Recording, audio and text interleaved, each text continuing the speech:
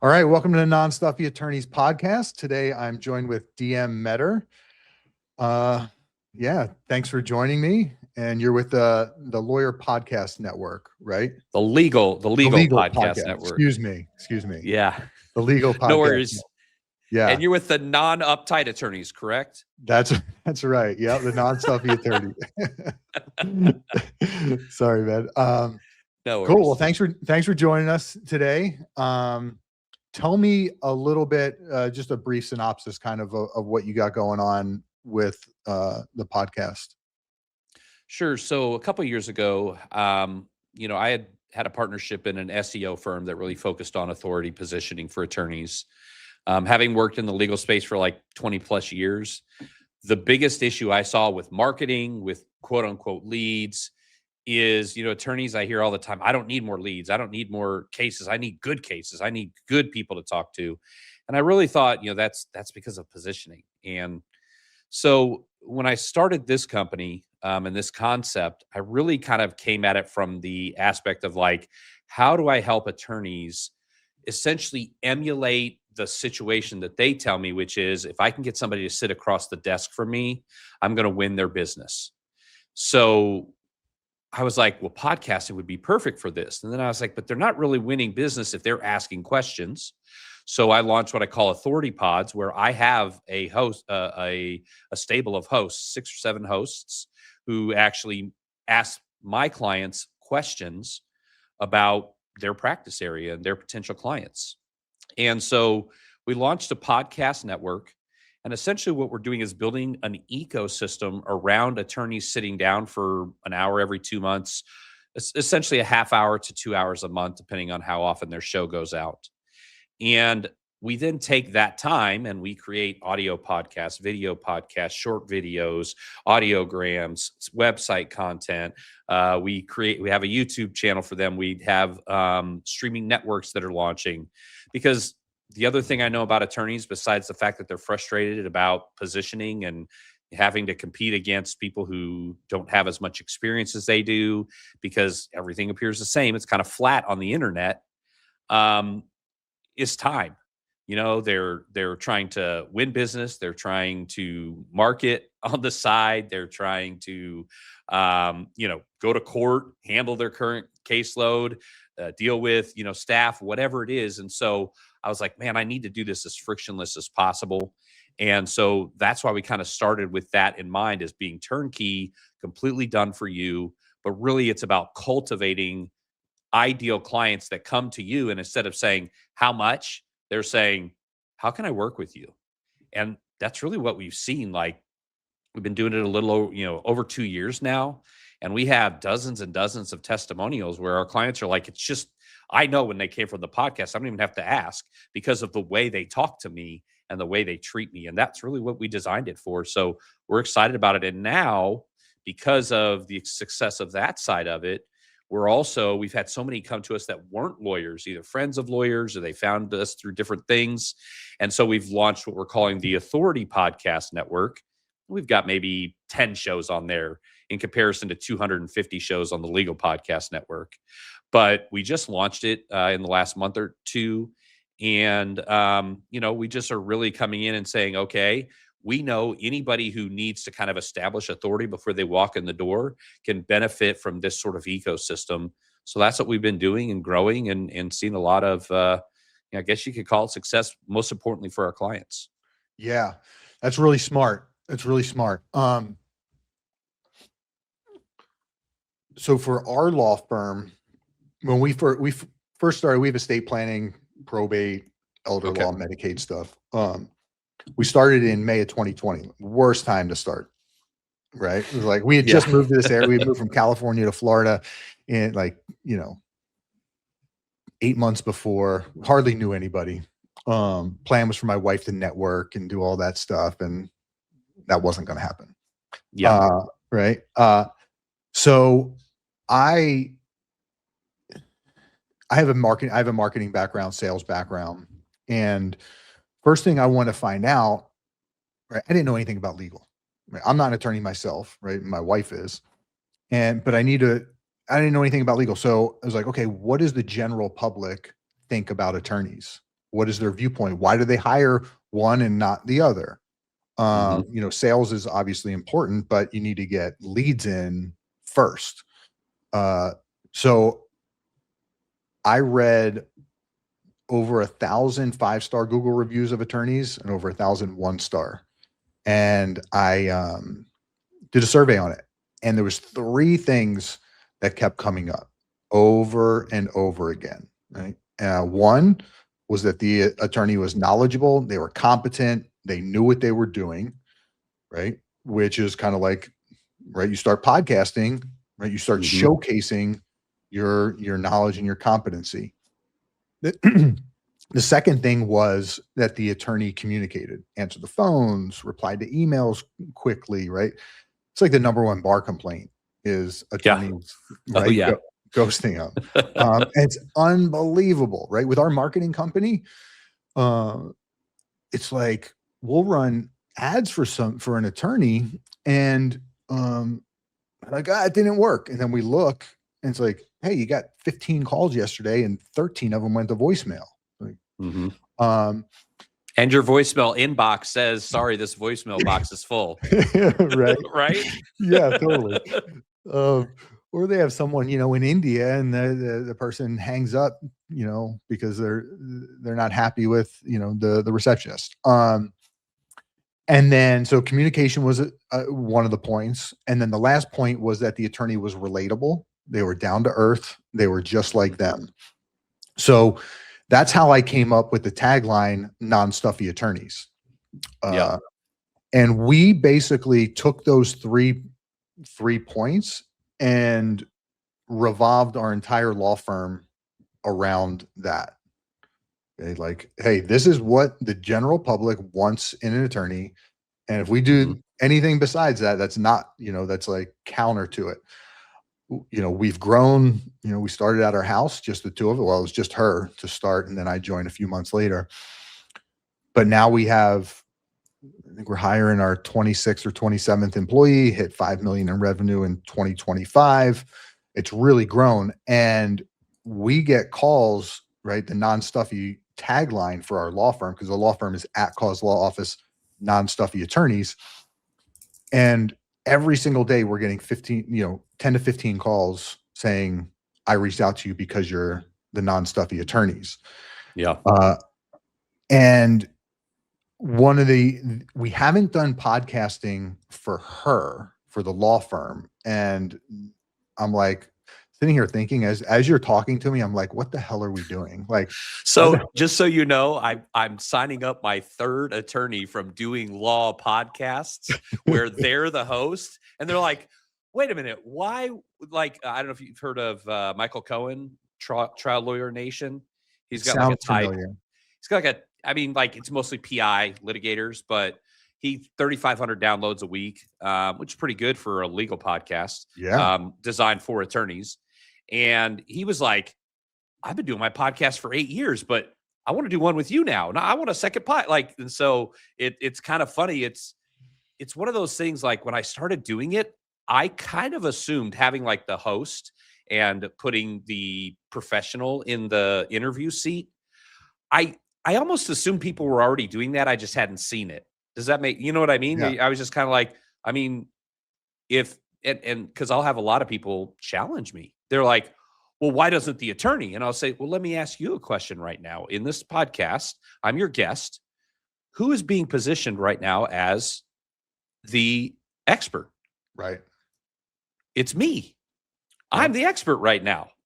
So why would I? And I there's reasons to have like this sort of podcast that you have. I'm not disparaging it, but you have to understand it's a different reason than client acquisition, especially in like a professional field that is a little bit cloaked in smoke and fear and sort of chaotic times in people's lives. Like people just want like clear, like you said, communication, clear, relatable, and knowledgeable. Like that's what they want. And so if I can empower somebody who's sitting behind their desk waiting for a lead to call in and say, how much for a divorce? And getting frustrated by it and converting on some of these litigators, they convert 5%, 7% of the leads they pay hundreds of dollars for. Yeah. And so like it, again, for me, it was all about the positioning and putting the professional or the attorney in the seat of cultivating parasocial relationships like at scale. I am putting people behind your desk at scale while you're sleeping on the weekends, 2 years from now. Like, I'm capturing a moment and I'm recreating what you said is where you shine anyway, over and over and over. Hey everyone, I wanted to introduce the Non-Stuffy Attorneys Directory. This is the brand new and we're super excited to announce it. And we want you to claim your free listing. See, clients don't hire the most credentialed attorney. They hire the one who felt like a real person. Most directories, attorney directories, they rank you on your credentials alone. The degrees, years of experience, bar memberships, but none of that is what makes a client pick up the phone and call you. So we built a custom directory around what actually matters. Approachability is one, responsiveness, and communication. These things are what clients are actually looking for when they need help from an attorney. You'll have a full profile, multi-dimensional client reviews, your own SEO optimized page, that's really huge. And the people searching here aren't looking for just any type of lawyer. They're looking for their type of lawyer, someone who's non-stuffy, who's relatable. Best part for it for you is it's free and it only takes 5 minutes for you to claim your listing. So click on the link in the description here and claim your free listing now. You won't be sorry. Lots of people are gonna start calling you. I have a show that is my show where I do my format. It's called Authority Matters. And I use one of my hosts and they come and they ask me questions and we use the format. And, I drink my own Kool-Aid, I guess you could say. Yeah, man, that's smart. We need to start for our podcast.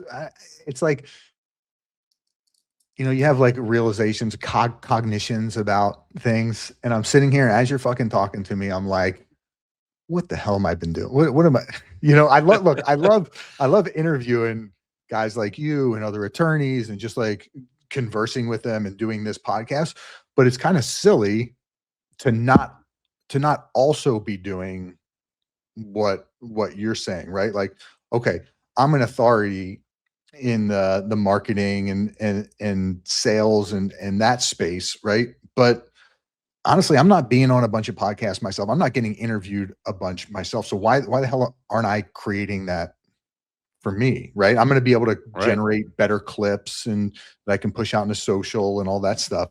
It's like, I'm sitting here, I'm like, Jesus Christ, what am I?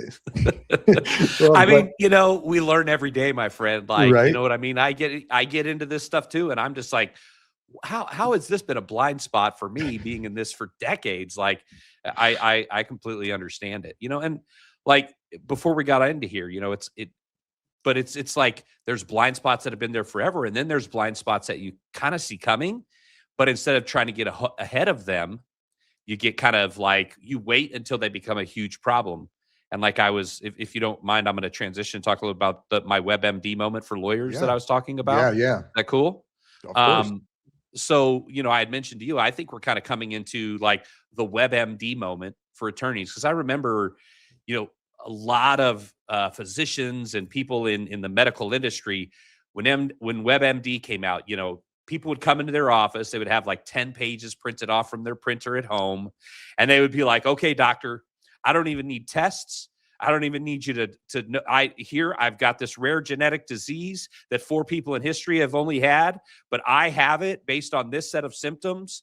And so I just need you to prescribe me this rare medication.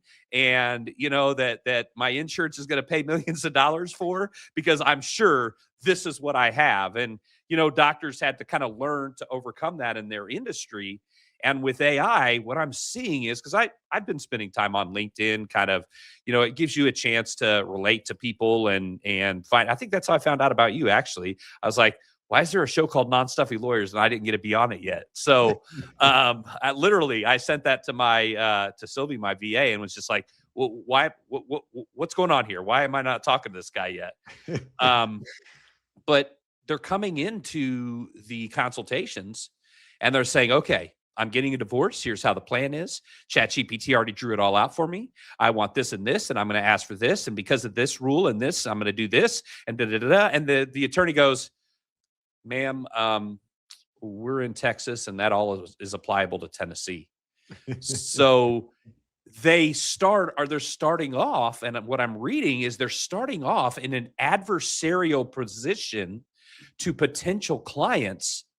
And so, like, I put out today, because I kind of thought through that. How would I handle that if I were in the seat of an attorney and I was starting to see that more and more? Because I'm one of those people that really believes that if you can inoculate, and I'm sorry if you're against vaccines, I'm not saying pro or against, but if you can inoculate something, in other words, here's what I tell my team. If I answer a question before you ask it, I'm a good consultant. If I answer a question after you ask it, I'm just a salesperson. Yeah. So what I would encourage attorneys to start thinking about doing is somehow marketing a AI session, maybe free, maybe, $500 or something like that. And if, and say, not all AI is created equal, and, kind of put it out there, beware of AI as your lawyer. I'll sit down and go through AI with you, and we can develop a plan together. And then if you decide to hire me, I can then institute that plan, and you'll understand that plan, and you'll know that plan actually applies to you, because it isn't going to quote from Tennessee when you're in Texas or whatever. So again, the blind spots that we come up against, either that we already have, that we kind of wake up and go, wow, where did that come from?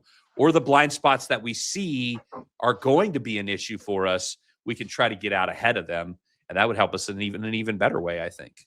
Oh, for sure. For sure. Yeah. We do our law firm does estate planning, probate, and Medicaid. So with probate and Medicaid, we don't really run up against that whole issue, right? Probate's just super complicated, and it's, it's just, yeah. And then getting someone approved for Medicaid that's over the asset limit, that's also really complicated. But estate planning, we get calls several a week where like, hey, I need you to review this will that I had. I wrote up with ChatGPT. Yeah. Yep. Yeah. And we won't do it, right? Our intake team's like, first of all, it's like, is it pulling from the current law, right? Is it right? Is it really? And then it takes a lot of time to review other attorneys' work, right? We generally won't even. It takes less time for us to draft our own trust or will plan than it does to go through with a fine-tooth comb and but with especially we do some business law, you'll get that. We get that a lot. Have you ever considered, instead of turning them away, just saying, here is our reviewing price of ChatGPT or another attorney, and it is X amount of dollars, and here is our price for us to do it from us doing it? Have you ever considered and then explaining why it costs more to take over than it does? And like the illustration I always gave, because I've been around marketing for a while. So when we had websites and people would, we would at one time, especially if they didn't have a great site, we would suggest a fresh build. And I would say, well, let me ask you a question. Have you ever tried to remodel an older house and you got in there and you're like, oh, I'm just going to open that wall. And then you open the wall and there's water pipes. And then you realize that the water pipes are wrapped in asbestos. And then you realize that they're copper water pipes. So now you got to do all new piping and all new insulation for all the pipes in the house. And then you open it up a little more and you realize that there's rats that have been crawling around in the heating ducts. And so now you got to put in new heating ducts. And what you thought was going to be a simple remodel ends up costing more time, more money, and to rebuild than it would be if you just tore the whole thing down and built a new one. And I think that when I would kind of give that illustration, especially when I could use exact examples from their website, they'd be like, okay, well, let's tear it down and start over. I'm not getting anything from it.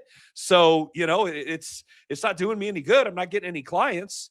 So, again, those are just the approaches that I've seen. And maybe this might not work for your firm and in your case, but maybe somebody listening might be able to you know what? I think I could position it that way, where if I explained it they would go, oh, and especially if they've called two other people and they've Yeah. either rejected them or, and then you say, well, let me explain why we're not doing this and how we can rectify it. Then they're going to be more apt to be like, okay, well, again, you communicated with me, you made it relatable, you made it make sense to me. So let's Yeah. work.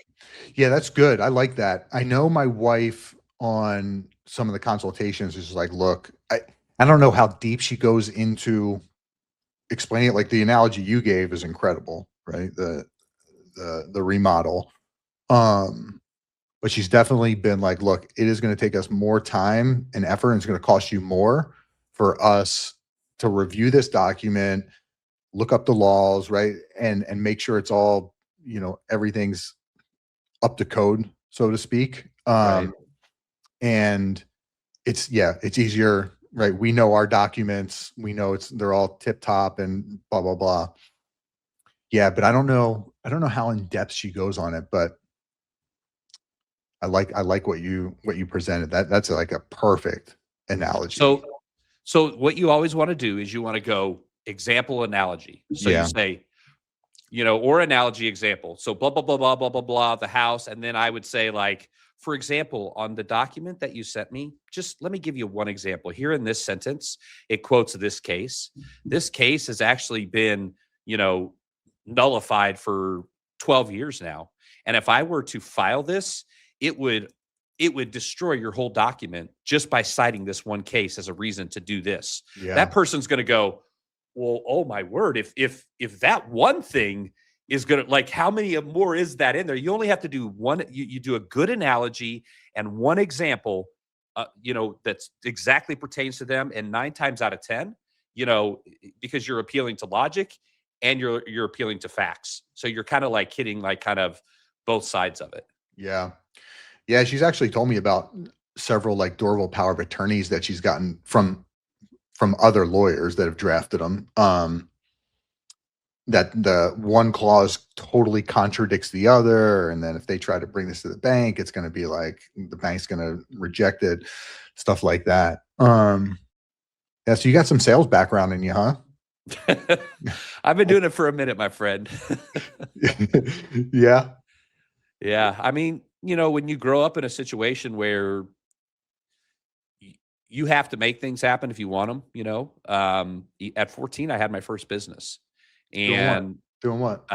well, I had like paper routes, lawn mowing, raking leaves, and shoveling snow, but I got the jobs and my brother and all of his friends did the jobs. So There you I was go. the face of the company, and then they were the worker bees, and I collected it. I got them. They'd say, I want 4 lawns. I'd get them and I'd say, okay, you get $10 a lawn, and I charge $20. So I got half the money. And they'd say, well, it's not fair. You don't do the work. And I'll say, you go knock on 25 doors, have 5 people tell you maybe, 5 people cuss you out, 10 people not be home. And then the 5 maybes turn into 2 yeses to 1 actual person. If you want to do that, then, well, no, I don't want to knock on any doors. Okay, well, value my work and I'll value yours. So, and then on top of that, I had a little side hustle where, the world's finest chocolate, which is actually probably some of the worst, that the kids sell for $1, right? Right. There was one season or one weather condition that I couldn't make money in. That was rain and sleet and icing. And so what I would do is I would keep hundreds of those bars. And on those days, there was a grocery store about 2.5 blocks up from us. And I would tuck under there, get all bundled up, and I would sell hundreds of candy bars, because when you're standing there in the ice going, would you like to buy a candy bar so I could go to summer camp? And I would go out there for about 3-4 hours and make a few $100s for the week. Oh my So God. those are my 2 hustles, that I made sure that because my parents always put us in the lowest income bracket, but around people that had money. And so my friends had money. They had Jordans. I wanted to play basketball. I had to pay for basketball myself, all that kind of stuff. So I've been selling since forever, man. Dude, that's awesome. From a young age. Have you ever worked for somebody? Off and on a few times here and there, especially when I was married for 21 years, and my first wife, I'm married now again for 2, but my first wife grew up in communism in Eastern Europe. And so she couldn't understand the whole like, I'll make 5 grand this week and nothing the next week. You know, the feast or famine that happens when you're in sales and the Yeah. seasonality and that sort of thing. And so it was always like to kind of like get to a point in my marriage where it would be like, get a job, you know, because I can't take this up and down, or, you know, this isn't going to work. So I'd go get a job for a year or two, and then it would just like kind of just chafe at me. And then I'd go back out and I mostly for a while I did a lot more consulting. So that was as close to maybe working for others as I've done. Yeah. Is mostly consulting. I would find consulting jobs and then do that for a couple years. Got it. Can't see yourself going back though, huh? No. No. No. I Yeah. mean, right now I live in Merida, Mexico. I just moved. I was living in San Pedro, Belize, on an island in the Caribbean Sea. Like, we travel. Like, I built my business around my life, not the opposite. And I really believe that. Like, even my own team, 5 o'clock hits, weekends, I don't want you working. Like, I call it like, don't you do any secret working on me. Like, just work hard and the time you need to, get your shit done, and then live your life. This is not your life. This is how you fund your life, is what I tell my team. So I've always kind of had that philosophy as well. Yeah, I love that. Yeah, we try to do that with the law firm. Definitely do it well, somewhat with the marketing company, but the law firm. I mean, the marketing company's still new. We're what, a little over a year old. So Okay.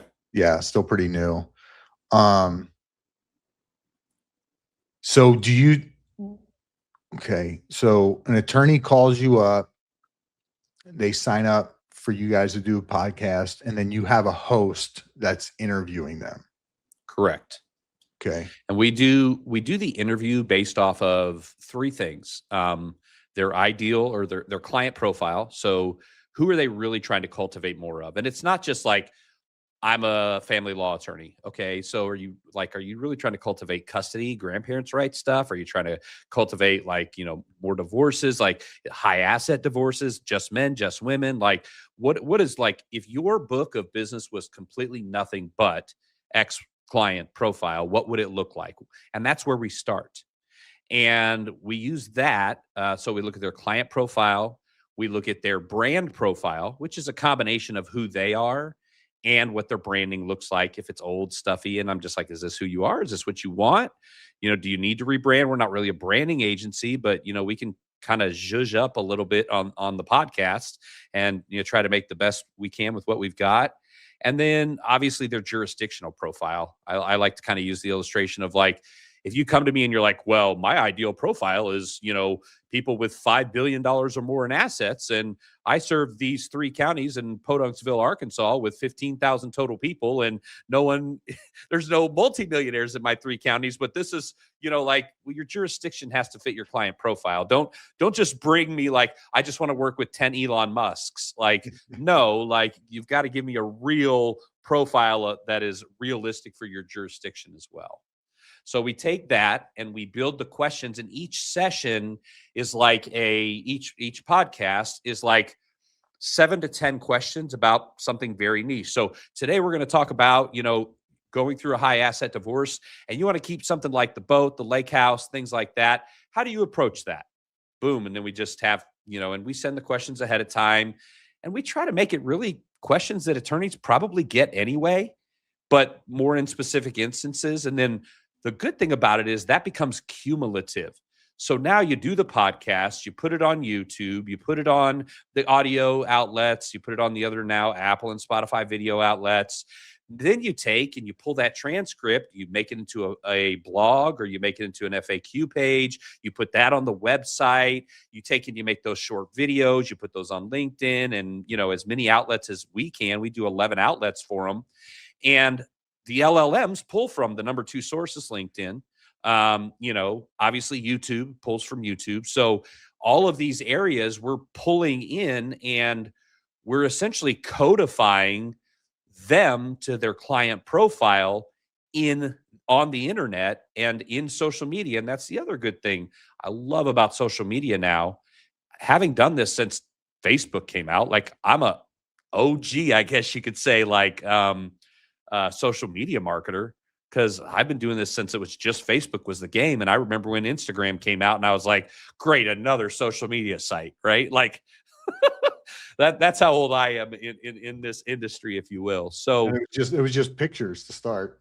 yeah, and it was. And I was just like, Yeah. wait, so they're just putting up pictures? Like what's the point of this thing? Yeah. But then I did well with that and all of that. But the social media algorithms now, like if I search or if I click on a video, or let's say I search in Google and then now I click on a video inside of my algorithm that's like, how to know if she's cheating and when to separate. Like if I click on that video, the algorithm's gonna be like, oh, wait a minute, he's looking at something new. And have you ever noticed you click on something and for the next week or two, like almost all your videos is that exact same subject? I'm careful to click on subjects now because of the way the algorithms work. And I've heard that is a fairly common thing. So why, again, not use that to your advantage? Making short videos, putting them in social media, putting them out there. Why?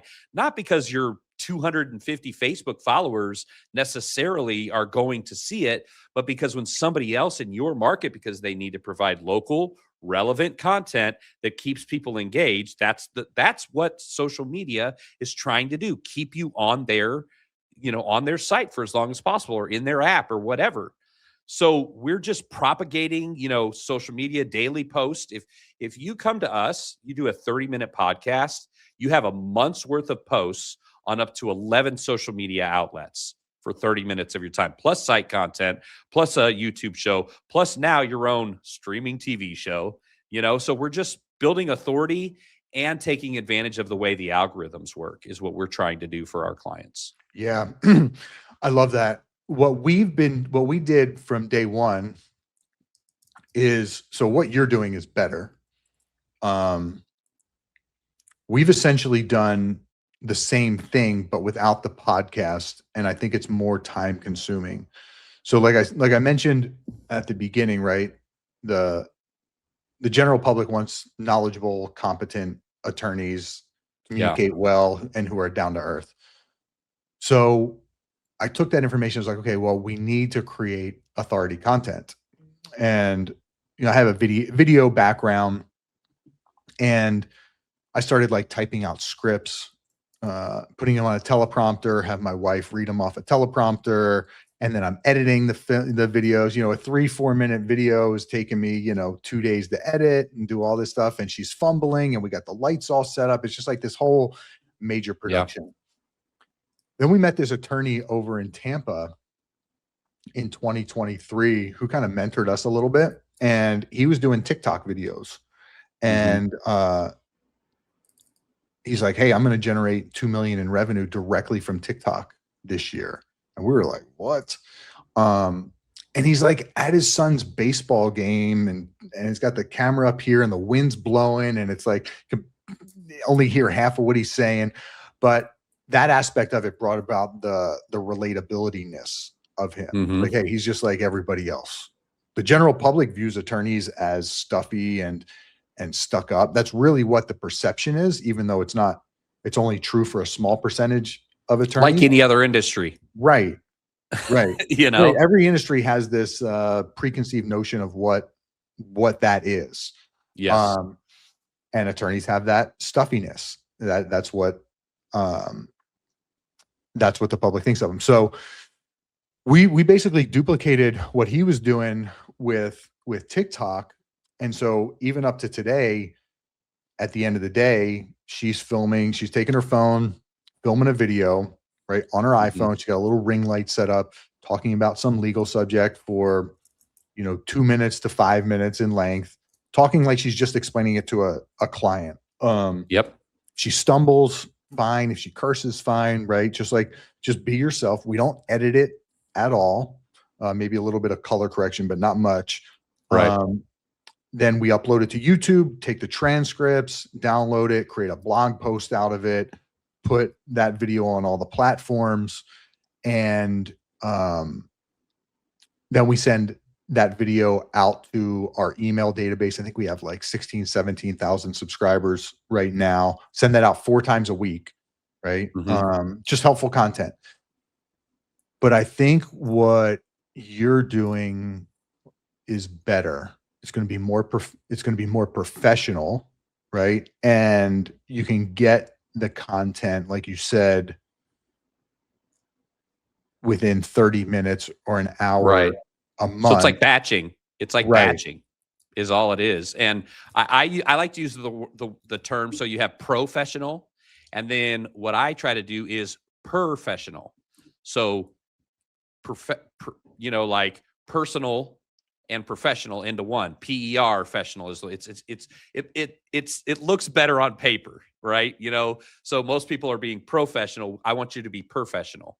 So yeah, it's essentially just batching the content. And the other thing is, my hosts, they've all had shows. Some have been like, I've had people that are like, we're on CNN and interviewing, and on like one of my guys, I just did one of my shows with him. He was on like WWE as like one of the announcers. So he's like real high energy, and like, but some people love working with him. And we have like different demeanors and we try to match them up with our people. Like, I love my guy, Evan, but like, he's too hyped up for me because I'm also like super hyped. So we together are like at a 12. And I'm like, I need somebody that's going to like bring me, like keep me level so that I'm not going, oh yeah, by the end of the show.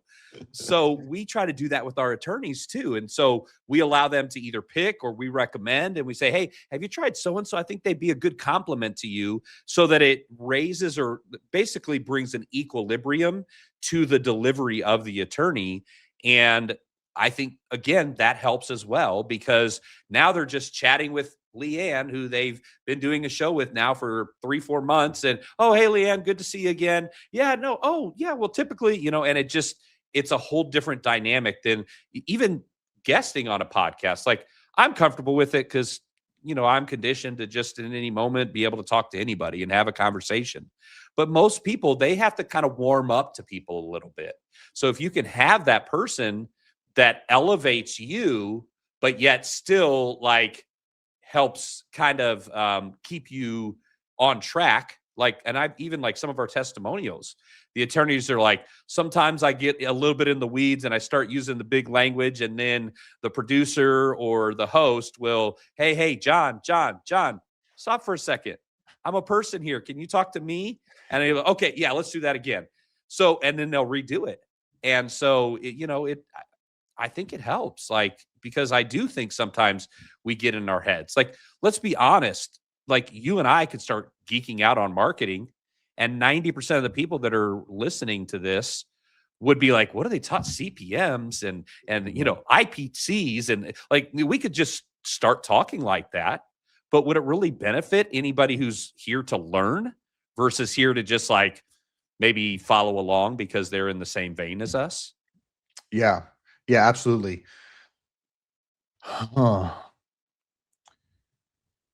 Yeah, I think, I've consulted with hundreds of attorneys, and I've said so many times that they need to put their content on social media, right? They need to be putting stuff out there. And, we have a maxim that we go by here at the law firm that I've learned with sales. It's like, the more outflow of communication that you generate, the more inflow you get. So if you're, outflow of communication, phone calls, text, emails, social media posts, direct mail, ads, all of this is outflow of communication. And that generates the inflow, right? So it's like, okay, if our law firm, for example, has a down week in revenue, we'll often be like, okay, now everyone needs to make, instead of 200 calls, now you each need to make 300, stuff like that.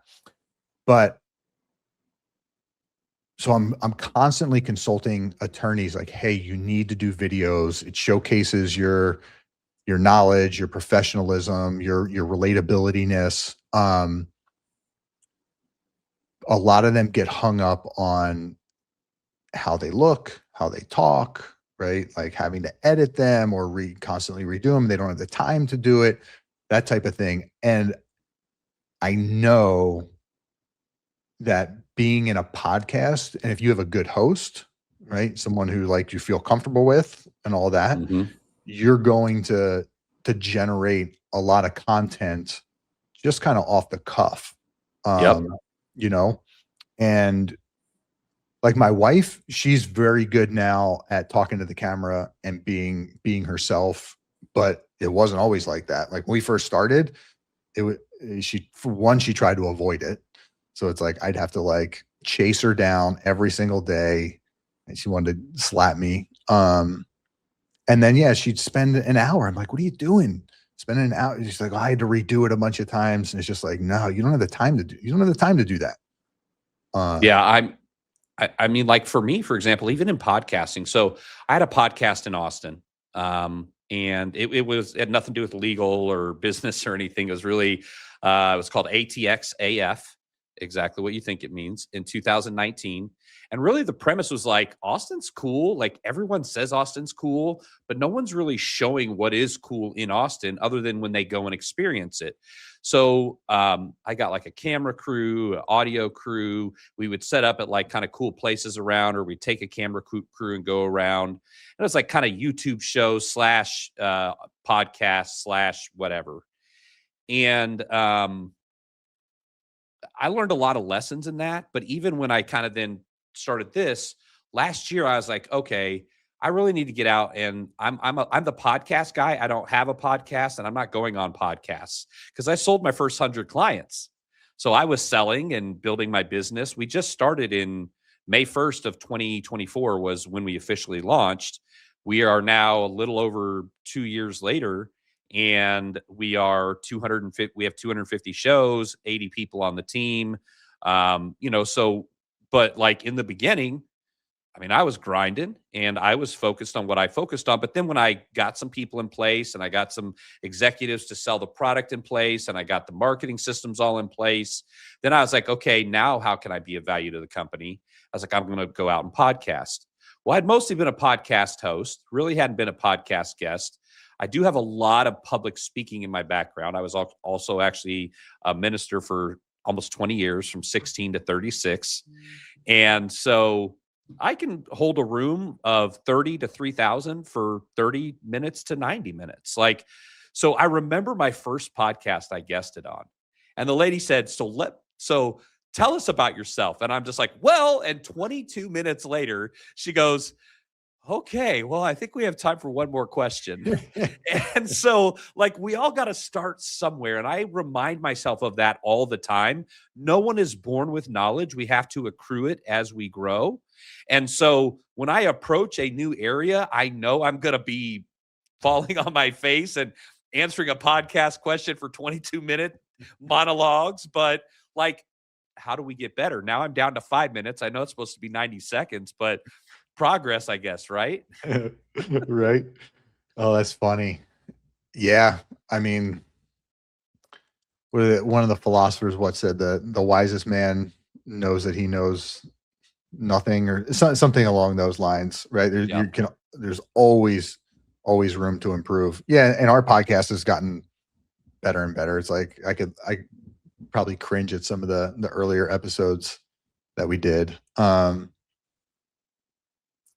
But yeah, I think what you're doing for attorneys, man, that's a really, really good service. How often are you doing them? Well, we kind of let them pick because, I have a philosophy: a little bit of something is infinitely better than a whole bunch of nothing. So they can come in and do one show a month, shoot an hour every 2 months with us. We release every month. We have social media going out every day. We've got 2 to 3 pages of content. And because with our system, we only work with one attorney per market, per practice area, we don't have to, like, it's not like I'm like, well, John down the street's doing 4 episodes. Like, you can own your market in, at least now, because not a ton of people are doing this. You can own your market with just doing this once a month, because posting once a day with actual real content that has some engagement to it. And it's not another, I made super lawyers type of posts that typically tend to come out of law firms. But it's actually, the helpful videos and all of that. Like, you can own your market pretty quickly, both on social and on the LLMs and SEO. So, but really, like about 47.5, I say about, and then I give you an exact number, but 47.5% of our clients do once a month. 47.5 of our clients do twice a month. And that's kind of the sweet spot. You're posting twice a day. You'll end up with 4 to 6 pages of content. You're putting out 2 podcasts a month every 2 weeks, and again, the podcasts, most of them, not all of them, but most of the podcasts we make, they're not for like mass consumption. They're for specific people at a specific time in a specific location with a specific problem. That's who these attorneys are trying to reach. Yep. And so they might be in different parts of the journey with that problem. Maybe they're thinking about leaving. Maybe they're setting up to leave. Maybe they've left. Maybe they're separated. Maybe they're getting there. You know what I mean? Like, they could be, and I'm just using divorce because that seems like the easiest, but it could be any sort of thing. Maybe they're thinking about an estate plan. Maybe they're thinking about whatever it is. And so, and then and so 47.5 do twice a month. And that's kind of what we really recommend. If they can, and they're really dedicated, we have about 5% of our clients that do a weekly show. Honestly, though, that's 2 hours a month. And with 2 hours a month, you have a weekly show, 3 posts a day on social media, 6 to 10 pages of content on you. Like, it just compounds and compounds and compounds. And so, and I mean, obviously our 4 times a month shows, they dominate the most, but I also understand that, like, you only have so much time. But to me, if you can't give an hour every 2 months, basically 30 minutes a month, to market your law firm, to bring in better clients, and to, cultivate higher conversions, better paying clients that you want to work with that type of a issue or case. Like, if you're not willing to do that, then we probably shouldn't work together anyway. Right. Yeah. Like, you got bigger problems if you can't pull out, 30 minutes every month.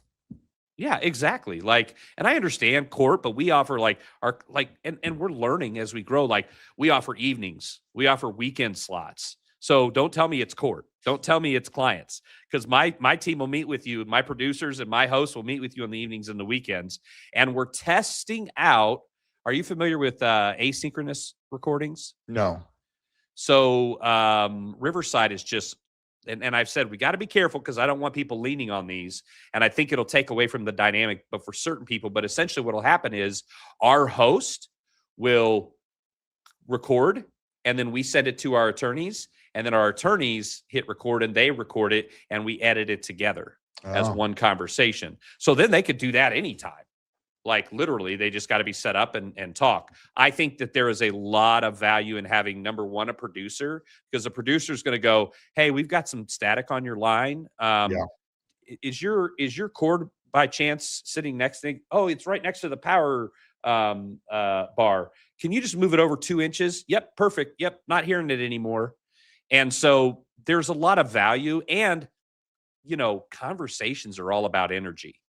Like, there's ebbs and flows, even in this conversation you and I are having, it goes from like, oh, no. It's like, okay. So, like, there's ebbs and flows and energy. We're reading off of each other. And so when you pull that element out, it's a lot more challenging. But for the right people with the wrong sort of circumstances, we're willing to at least try it to accommodate them. Yeah. So have you tried it yet? No, we haven't really found anybody yet that we're like, this person will just blow it out of the water no matter if they have help or not. Most of the people, but I will say we are having like more and more like people who like are either bringing their podcast to us because of all the stuff that we provide and the pricing. And so like, they're like, wait, so you do all of this? And then it's, because let me put it this way. If you have a weekly show with me, it's $2,000 a month for everything that I do. And everything else is below that. So what we tell our clients, because it's $19.95, so technically not $2,000, I say our shows, our program costs hundreds, not thousands per month. And I did that just because I've worked with like less than 10 in the office my whole career. And that's the person I have a heart for. Like, my biggest career accomplishments for me are when I've seen like a law firm that I've been working with go from just one hungry individual guy or lady who I know is going to get there. They just need like a good partner. And then like a year later, they've got an associate. A year later, they got a partner and 2 associates. And 3 to 5 years down the road, I've been working with them. And now they're, doing, whatever, 8 figures. And, and to be a part of, and I don't claim like, because I was their marketer, they made it into 10 figures because, like, I'm not saying that, right?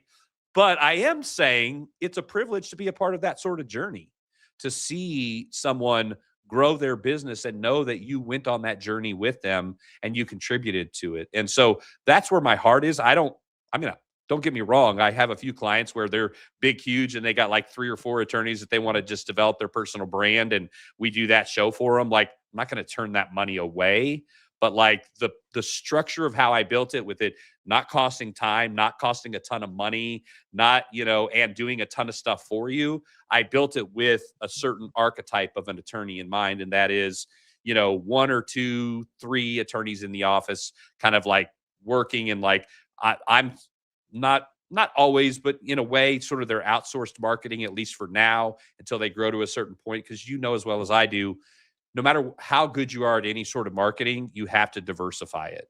Yeah. Even the biggest podcasts spend most of their money on chopping up and clipping their videos onto social media. So it's like, being good at marketing doesn't mean you find one thing and you just try. Like, I gained a ton of respect for you when you said, my email, I have a daily email that goes out to, I think we're usually around 45 to 50,000. If they don't open for like 6 months, we pull them out. Maybe it's 90 days. I can't remember. I'm not in charge of that. But, but we have a daily email with tips and tricks, and like, here's, and then we also have 20, 25 shows that aren't attorneys. They're people that serve attorneys. And so one of my streaming networks and one of our like, lists is like, I don't know if you've heard of a guy, Steve Fretzen. No. He's considered to be like business development, like for attorneys. You see a lot of people use the word one of the top or top. And he's got a podcast with us. And then the company he has his original podcast with, we are bringing in, and we're basically, because we've grown so much, instead of doubling my staff real quick, we're using them, and they're doing the Authority Podcast Network, all of that work. That's smart. And so like, we have a number of people, like, like one lady, that Amy Wood, she's a psychiatrist. She developed the like mental health plan for the ABA. She has a show with us. We have another lady I think hers is like Lawyer Like an Athlete is the name of her show. And that's kind of her, like, hey, like, treat your mind like the muscles, like, athletes treat. And we have shows like one lady, Estelle Winsett. She does women dressing for success as lawyers. So like Delisi Friday, she's like the queen of referral networking. So like, we have all these shows that are just, these people serve attorneys. So we're serving the people that serve attorneys, and we're serving attorneys. And again, that's what an ecosystem is, right? It feeds off of itself.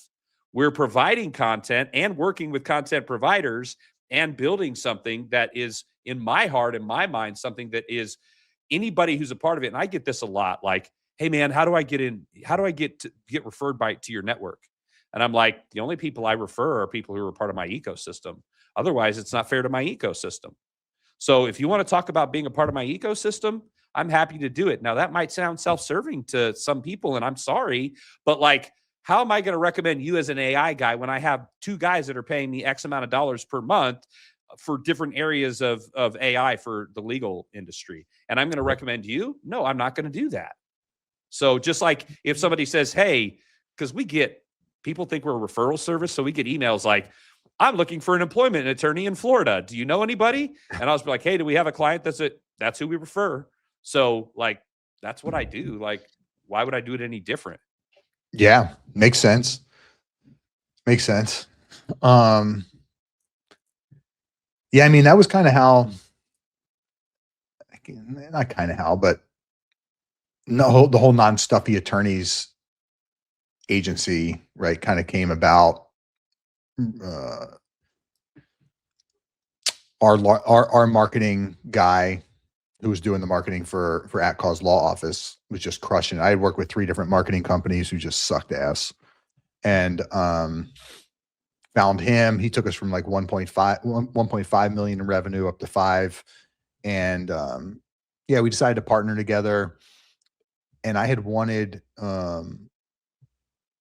I've been wanting to monetize the Non-Stuffy Attorney brand, and then him and I talked for a while. Um, and this ties in with I'm kind of going off on a tangent, but it kind of ties. Isn't that what ties in. podcasts are for? Especially when you slot them for 90 minutes, my man. Like they're all about tangents. There's no such thing as a podcast for 90 minutes without tangents. Let's go. Right. But you know, the whole relatability-ness and, you know, these videos and the podcasting, it all comes back to that. And the general public, that's, like I said, that's what they want of an attorney. They want someone who's relatable, down to earth. And if you don't do this stuff, they have to schedule a consultation with you first in order to even find that out, right? Before And we since the start, pandemic, like, what is the percentage of people that will schedule a come to you consultation from? I mean, I don't have the numbers, but I would love to see the difference between 2017, 2018 in-office consultations versus 23, 24, 25. oh I yeah, can guarantee you they're significantly lower percentage and volume wise. yeah, our law firm is doing around 60, anywhere between 60 and 70 consultations a week, and 45 to 50 of them are done over the phone. That's what I was going to say. How many of those are like virtual or Zoom or Yeah. phone or Yeah. Yeah. It might even be less than that are in person. We do the whole state of Florida. We're not just local. So we market to the whole state. So we're doing, you know, in person for most of them isn't even possible. But when we started using the Non-Stuffy Attorney brand, it was before we really got heavy in posting on social media. But what it did instantly was separated us from the crowd. So Right. if someone goes on to and looking for an estate planning attorney, they look at 10 different websites. They're different, but they all kind of look the same. You know, it's right, Yeah. all that shit. And then they go on our website and it's like At Cause Law Office, Non-Stuffy Attorneys. Instantly, it pulls us out of the crowd. And so we had Right. that little bit of an advantage. But then when we started doing more and more videos, like the combination of the two, it was like the prospect knew what they were getting Well, before. Yeah. and here's also why. Because people and I'm pretty big on founder-led marketing and media. People don't trust logos. Like the fact that you say you're not a non-stuffy attorney, to them, they're like, it's a marketing scheme. The moment they see the attorney is approachable and relatable and likable and keeps, explains things in a way they understand, that is a non-stuffy attorney. Yeah. So your brand isn't like the brand will create the turn of the head, but the actual connection will create the movement towards you. Yeah. And the video is what connects. The brand is what just stops them for a minute. And so I Yeah. think that's my opinion why once you started the second element, it sounds like it started to even really click at that time. Yeah. We should definitely talk about working together. We created our own directory, Non-Stuffy Attorneys directory. Took a while to build it out, and it's like all the features that we have. But one of the features that we created was a video feature. So we imported, just like Avvo does, we imported all licensed attorneys. So they're all in the directory right now. Mhm. They need to go in and claim their listing, get verified, all that stuff, put in their information. But we added a very easy to use video feature where they can just like introduce themselves, who they are, and blah, blah, blah. Still got to like work out basically helping them to, okay, what should be included, what should you say, what should be included, that type of thing. But it'll add to that instant, okay, the non-stuffy attorney directory draws attention, and then they get into there and now they can look at attorneys. Okay, this attorney does divorce law in my area. Click on the profile. Now there's a video of them just like talking to the camera. We don't want them putting up like some fancy promotional thing that they Right. shot, right? It's like it needs to be like this down to earth, relatable. But yeah, man, we got a big. We were just talking about what's up. So it's funny. So like one of the things I'm doing with my product is I'm trying to treat it like a SaaS or like a tech product. And so when we launched, it was Legal Podcast Network LPN. That was our product, LPN product. And then like when I launched, I gave them the video or the podcast and then 3 pieces of content and was like, here you go, use these 3 pieces, and like sold pretty good. But like I noticed like they weren't posting it. I was like, what do you do? Like you have this stuff I'm giving to you for like as part of it.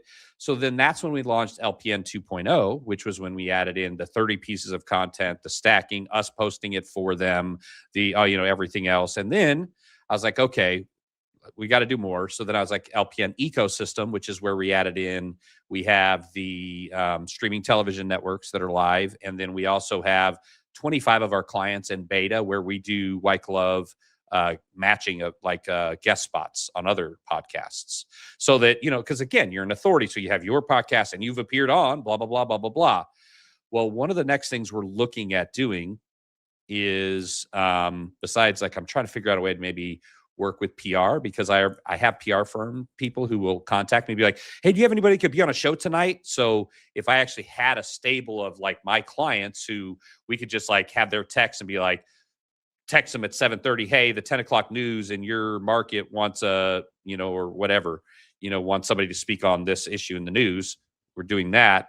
But another thing that I want to do is basically offer to either do it on like a separate site that we do, or redo their bio page with a video introduction. Hi, I'm, and in our podcast setting where they're comfortable, and we kind of just like guide them through it on what to say and talk about, where they're not like, I went to this school from this year's to this year's, and I have tried 13,000 cases, and I have won 87%, and I won a mock trial in college, and, but actually like real people. Yeah. And so like, it's funny, dude. I think we think a lot alike on a lot of this stuff as far as the way that we're approaching this, which is multi-pronged. Try something, titrate, right? Don't just like throw everything into it, but like try it, see if it pops off. If it does, cultivate and develop it. And that's what we've seen success. We've just been fortunate enough that the vast majority of the stuff that we do has popped off. Sometimes it doesn't. Like I have 2 podcasts. One podcast is the one I told you, Authority Matters. The other one is called BAM, Building Authority Through Media. And what we do is it's like a narrative podcast, and then I have people come on, and then like I think you have you had Guy Salakis? Yeah. I had Guy and Conrad on. Actually, their episode just dropped this week with me. And what we do is they come on as superhero personas, and we go through the shadowlands of SEO, and we come up against these monsters. And then they talk about how they would fight it. And so it's conversation with narrative. And then I have a young man on my team who uses AI to animate it. So on YouTube, it kind of resembles like a Saturday morning superhero cartoon. So it's very different. It's kind of out of the box. I'm getting like 60 views per, I'm not like, but I'm like, I really believe that the future of podcasting, because first it was content is king. Then I believe next is production value is the next level. Which what do you mean by production value? So like, for example, typically when I do my podcast, if you look at most of my podcasts, like I have right there, I have a whatever it is, 87-inch screen. I put that back. I have lighting. It's all like, it's like I'm in I have a studio that I set up. I just don't have some of the pieces because we just moved here into Mexico where we are. So like that, plus I have a professional production team who does an intro and outro. They do cut a little bit of the, maybe stuff that just goes awry or whatever. So, just basically treating it more professionally, treating your show professionally. So that's level 2. And if you look at any like radio, YouTube, television, that's how it started. Just to be there was enough. And then you had to have a better production value. But most importantly, and what comes third in this arc of entertainment is entertainment value. Yep. So we have this show, and I think eventually people are going to get it. I think right now they're looking at it going, I'm a lawyer and I'm supposed to watch a cartoon about marketing. What? Like, and that's okay because we're titrating it out there. We're about to do another show that's a little bit, those stick figure, like animated cartoons. We're having attorneys come in and tell stories from their legal life of, something in court, a client, just something crazy about being a lawyer that happened to them. And then we're actually animating it with those stick figures and making it into shows. So we're always trying to like try new things, and sometimes it takes off and sometimes we stick with it and it blows up and it takes a while, and that's okay. And that's what marketers do. I don't necessarily think attorneys need to. I'm kind of talking more as a marketer now than anything. If I was an attorney, I probably wouldn't be like trying to build but what I think is going to happen is when people start to see that be the regular, because right now in everybody's mind, podcasting is either Joe Rogan. Yeah, man. Like, you see that thing, or like Stephen Bartlett, like, okay, we're all going to die and we all have the worst diseases ever. Tell me about it. It's this sort of, we have a understanding of what a podcast is, but then once some of these take off that put entertainment at the forefront of it, then everyone's going to be like, well, I can't just talk. I got to do something. And then I'm going to have 10, 15 shows where I go, oh yeah, we've been doing this for 2 years now. Oh, well, let me help, so trying to understand what's next. And I really think that's what's next is the more people that podcast, the more we have to differentiate ourselves. Just like you with Non-Stuffy attorneys. You were like, well, how do I start a law firm and not just be another estate planning and probate? Like, how do I not just be another? And that's what you did. You built the brand and then you humanized the brand. And it's going to be the same thing in podcasting. Podcasting's accessible. As I jokingly like to say, any 9-year-old with an iPhone can have a podcast.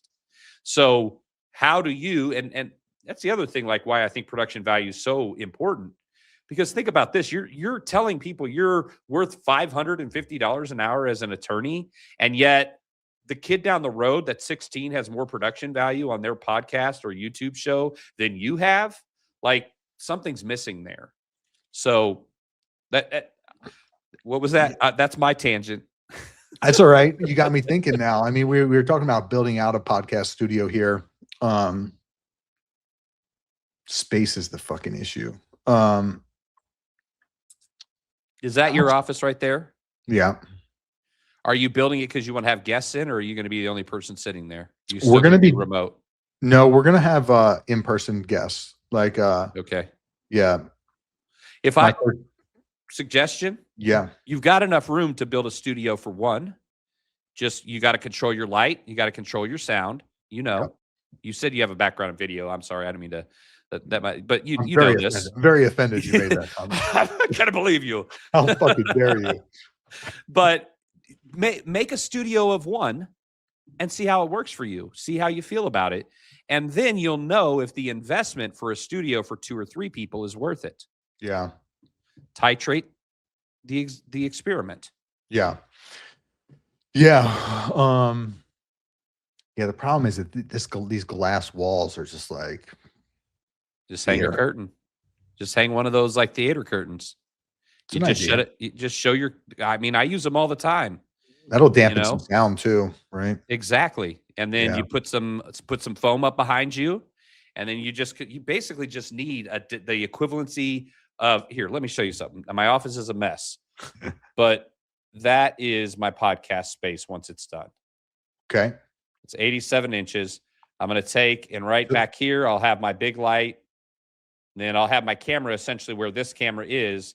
And basically the way that it works, and if you check out any of my other videos, especially for my Authority Matters, you'll see it. Like it's just, and the good thing when you do the TV, you just got to hit the light from the side so you don't have the reflection, is you don't have the green screen problem with the hair and with the, well, never mind.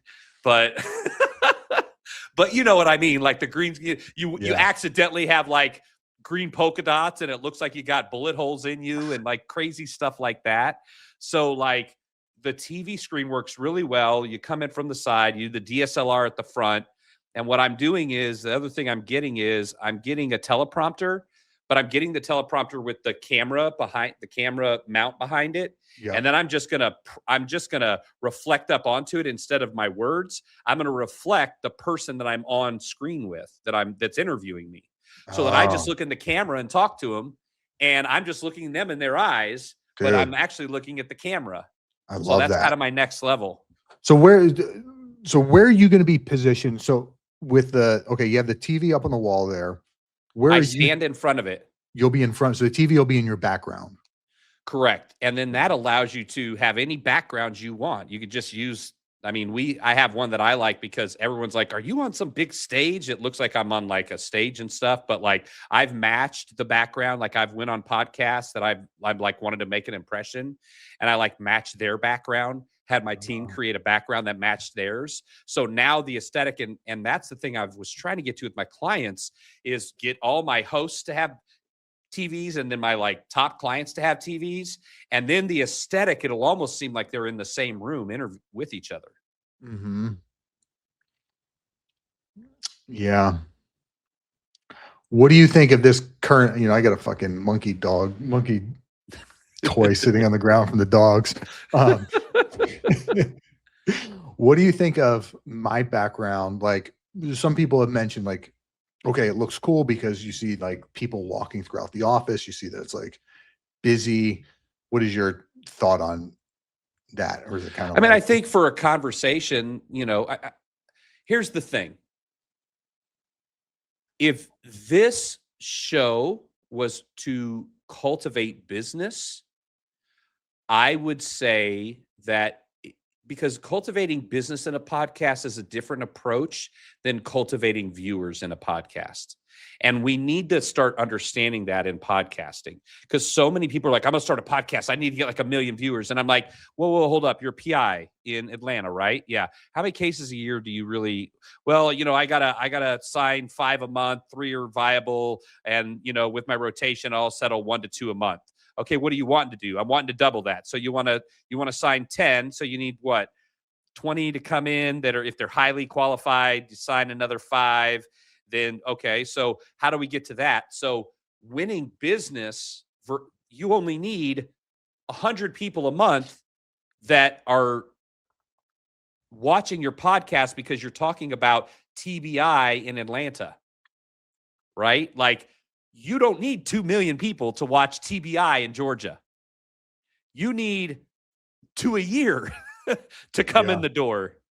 And so that's like, we think media when we should be thinking like client flow and client base. And so we're moving towards, and where I'm seeing success with my clients is highly, highly niched podcasts.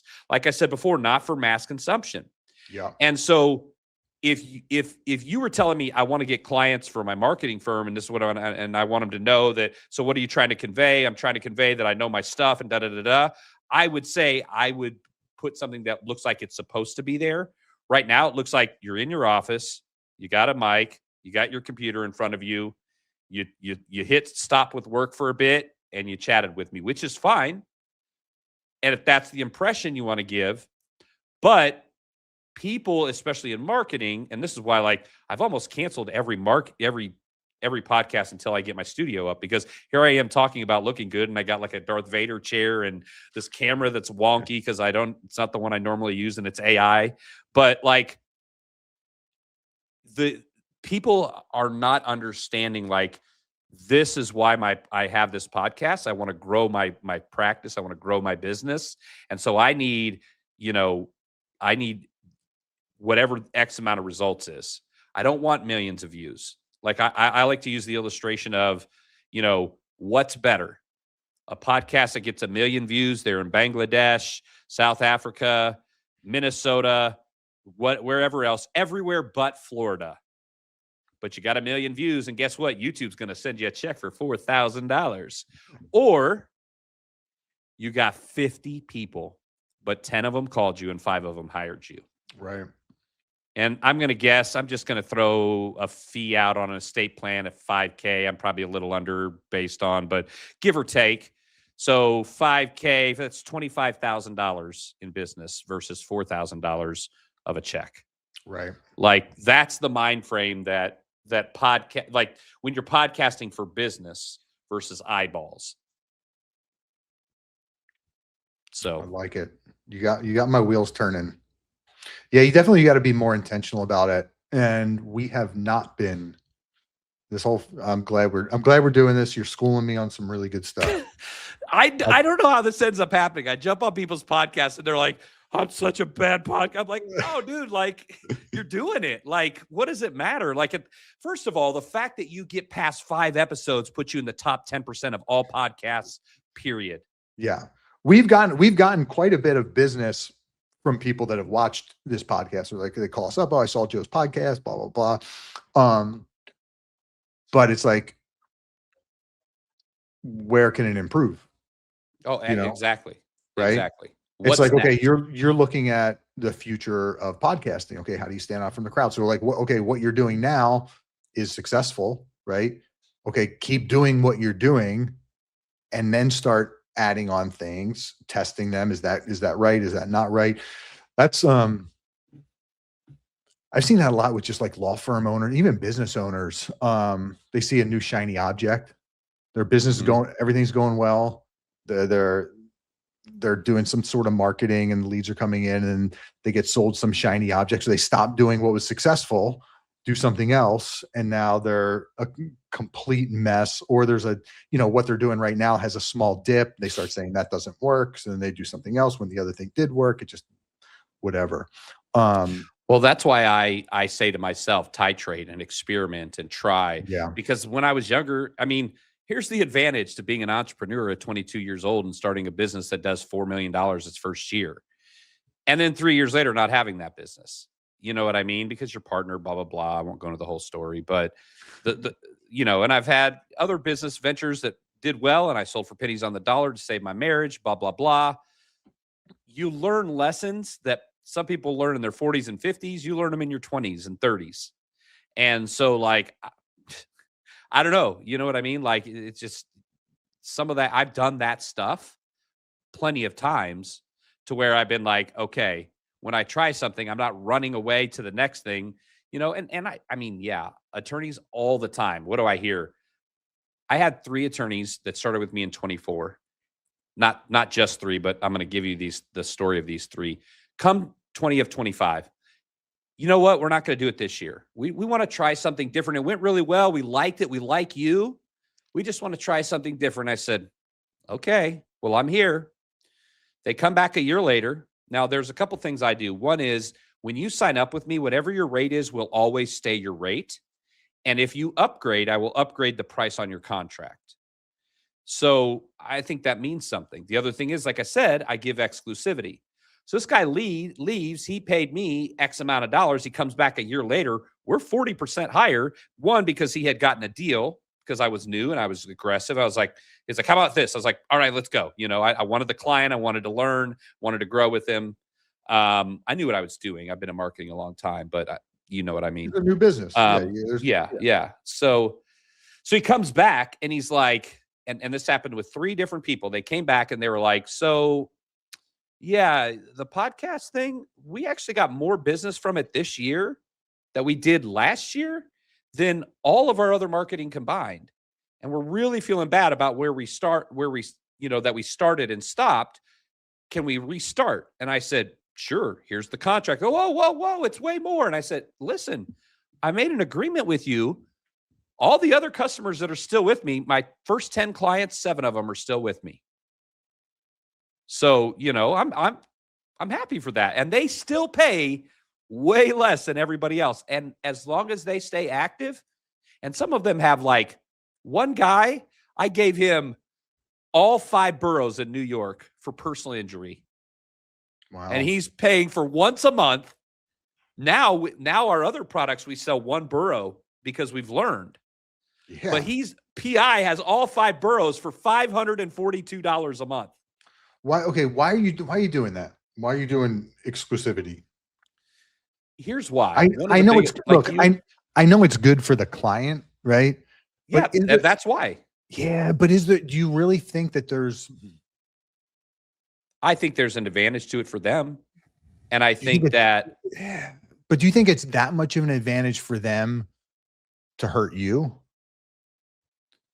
I think there are 250 marketplaces that meet my criteria of demographics, and if I have 10 to 12 major practice areas, that's 2,500 clients. Yeah. So instead of looking at the right. fact that I could sell 38 New York City and 38 LA attorneys, I've been in agencies where I'm like, guys, what are we doing? 87% of our clients are in LA, New York City, and Florida.